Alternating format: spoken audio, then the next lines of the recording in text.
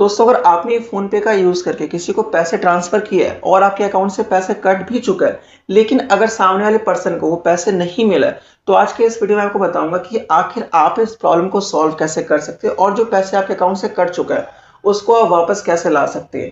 तो दोस्तों, इस वीडियो को आप पूरा देखें ताकि आपको ये पूरी जानकारी मिल पाए। सबसे पहले आपको अपने फ़ोन पे एप्लीकेशन को ओपन कर लेना, जैसे कि मैंने यहाँ पर ओपन कर लिया। तो दोस्तों, अगर आपने भी किसी को पेमेंट किया है और अगर सामने वाले पर्सन को पैसे रिसीव नहीं हुआ लेकिन आपके अकाउंट से अगर पैसे कट चुका है, तो ऐसे सिचुएशन में आपको फर्स्ट ऑफ ऑल तो अपने ट्रांजैक्शन हिस्ट्री पे टैप करना है यहाँ पर।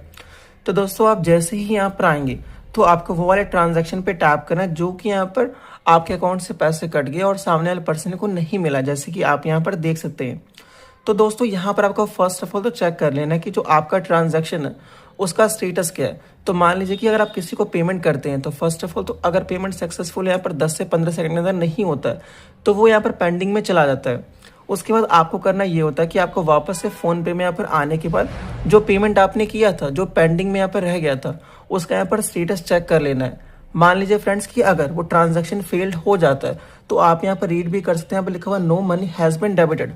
अगर पैसे फ्रेंड्स आपका डेबिट भी हुआ है तो और अगर ट्रांजैक्शन फेल्ड हो गया तो मैक्सिमम चांस है कि ये जो पैसे आपके अकाउंट से कटा है वो 24 आवर्स से लेके 48 आवर्स के अंदर आपके अकाउंट में वापस आ जाएगा। लेकिन फ्रेंड्स, मान लीजिए कि जो ट्रांजैक्शन अगर वो सक्सेसफुल हो चुका है तो नॉर्मल सी बात है कि जिनको आपने पैसे भेजा था उनके पास यहाँ पर पैसे जा चुका है। और दोस्तों, फोन पे में अच्छी बात यह है कि अगर आपका पैसा कटा भी होगा तो आपको यहाँ पर शो हो जाएगा, जैसे कि मेरे यहाँ पर लिखा हुआ है no money has been debited. अगर आपका पैसा डेबिट भी हुआ होगा तो आपको यहाँ पर शो हो जाएगा। तो इसमें फर्स्ट ऑफ ऑल तो फ्रेंड्स आपको यहाँ पर थोड़ा सा वेट कर लेना। जैसे ही आप ट्रांजेक्शन करते हैं उसके बाद यहाँ पर आपको 5 से 10 सेकंड्स का वेट करना है।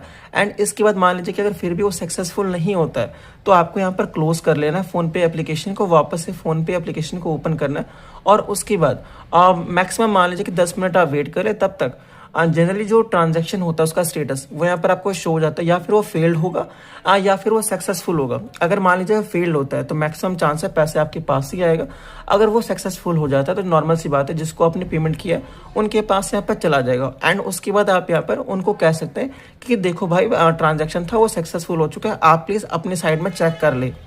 लेकिन दोस्तों, मान लीजिए कि कोई बहुत बड़ा ट्रांजैक्शन आपने किया है, अगर वो फेल्ड हो चुका है, आपके अकाउंट से कट चुका है और सामने वाले पर्सन को नहीं रिसीव हुआ है, तो ऐसे में फ्रेंड्स मैं आपको एडवाइस करूँगा कि आपने जिस भी बैंक अकाउंट से पेमेंट किया था, आप अपने बैंक के कस्टमर केयर से एक बार बातचीत जरूर कर ले और बातचीत में आप उनसे पूछें और उनको बताएं कि इस टाइम पर मैंने इतना अमाउंट का ट्रांजैक्शन किया था, मेरा यहाँ पर ट्रांजैक्शन फेल्ड हो चुका है, या फिर मान लीजिए अगर सक्सेसफुल भी हुआ है। आपको फ्रेंड्स अपने बैंक के कस्टमर केयर को सभी चीज़ें बताना है। फ्रेंड्स, जो आपके बैंक के कस्टमर केयर होंगे वो आपको प्रॉपरली गाइड कर देंगे कि जो ट्रांजैक्शन हुआ है, अगर पैसे कटा है तो एग्जैक्टली वो कहाँ पहुँचा है, उसका स्टेटस क्या है और इन फ्यूचर वो पैसे आपके अकाउंट में वापस आएगा या फिर अगर वापस भी आता है तो कितने टाइम बाद वापस आएगा। सामने वाले पर्सन के अकाउंट में चला भी गया होगा तो वो भी आपके बैंक के कस्टमर केयर आपको यहाँ पर गाइड कर देंगे। बाकी दोस्तों, अगर कोई क्वेश्चन या फिर डाउट हो तो आप मुझे कमेंट्स पूछिए और हमारे चैनल को सब्सक्राइब